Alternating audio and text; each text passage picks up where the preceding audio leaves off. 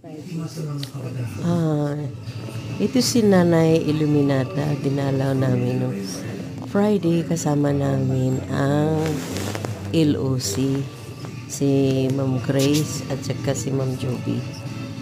Ngayon, dinalhan siya ng malaking diapers kasi siya ay buhat nang naatake siya na due to old age, kaya hindi siya nag-recover na talagang ganyan na siya. So yan guys, ang aking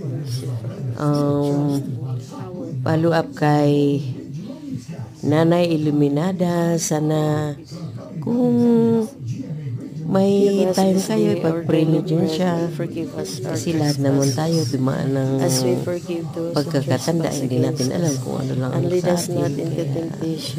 Pray lang. At saka kung sinong may gustong tumulong, pwede po kayong dumalaw sa kanya. Ang number ng kanilang bahay ay 57 Carante Street, Middle Quezon Hill. Kung baga kapitbahay ko sila eh. Pero ayan siya. Nagdasal kami ng Divine Mercy.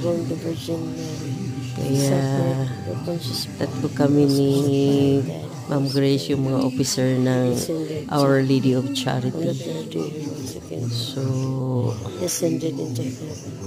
yan ang update ko sa kanya at sa mga susunod pang muli. Sana guys, mag-subscribe kayo at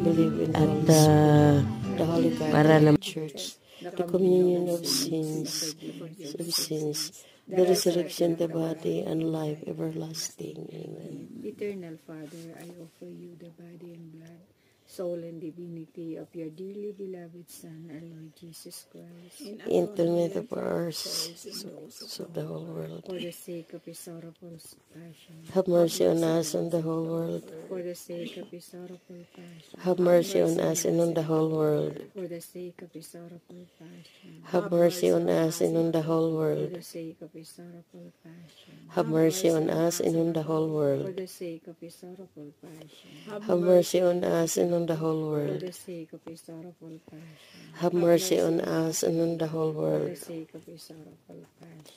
Have mercy on us and on the whole For world. the sake of his sorrowful passion. Have mercy on us and on the whole For world. the sake of his sorrowful passion. Have mercy on us and the whole For world. the sake of his sorrowful passion. Have mercy on us and on the whole world. Eternal Father,